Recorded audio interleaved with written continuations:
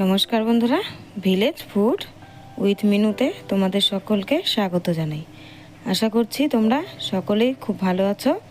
আমিও কিন্তু খুব ভালো আছি। আজকে আমি তৈরি করব স্প্রাইট।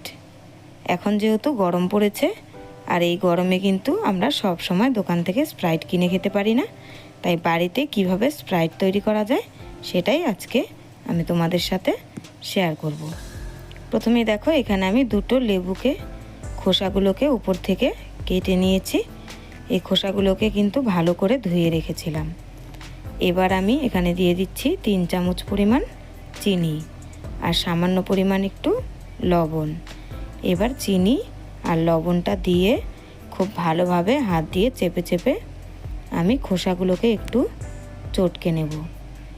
যদি প্রয়োজন হয় সামান্য একটু জল দেওয়া যেতে পারে, তবে বেশি না, একদম সামান্য।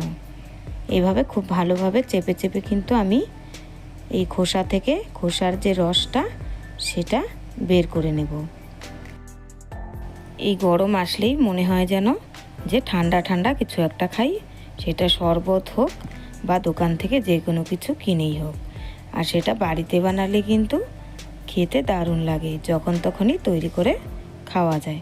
দেখো, এই চিনিটা কিন্তু অনেকটা গলে গেছে। এটাকে আমি 2 ঘন্টার জন্য রেস্টে রেখে দেব।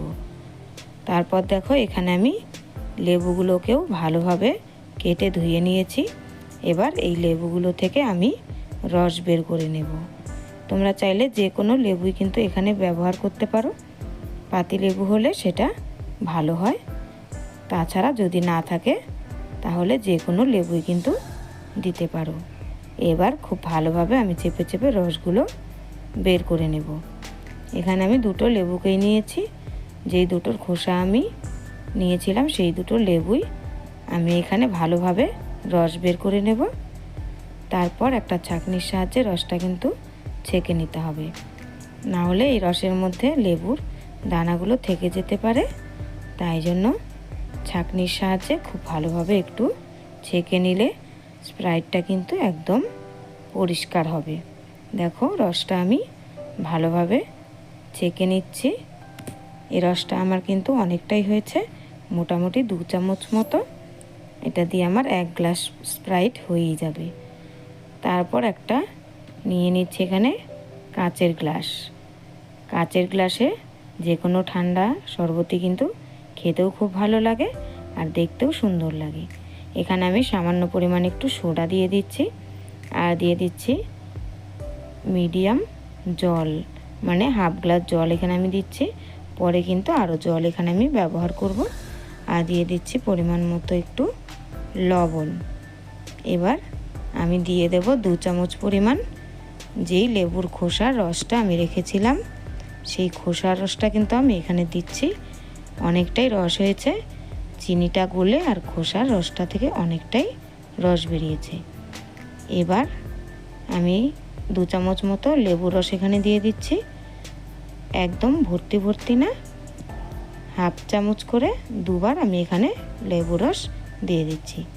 আর এখানে আমি দিয়ে দিলাম আর একটু লবণ, মনে হলো আর একটু লবণ লাগবে তাই। আর দিয়ে দিচ্ছি এখানে আমি পরিমাণ মতো চিনি, 2 চামচ চিনি এখানে আমি দিচ্ছি। তোমাদের পছন্দ অনুযায়ী তোমরা দিতে পারো। তারপর এই চামচের সাহায্যে খুব ভালোভাবে আমি এটাকে মিশিয়ে নেব। যে স্প্রাইট আমরা দোকান থেকে কিনে খাই সেটাতেও কিন্তু খাবার সোডা দেওয়া থাকে, এখানে কিন্তু আমি খাবার সোডাই ব্যবহার করছি। তারপর খুব ভালোভাবে এটাকে মিশিয়ে নিলেই দেখো তৈরি হয়ে গেল আমার হোমমেড স্প্রাইট। এখন থেকে আর দোকান থেকে কিনে খাওয়ার কোনো দরকার নেই, যখন ইচ্ছে হবে বাড়িতেই তৈরি করে তোমরা খেতে পারো।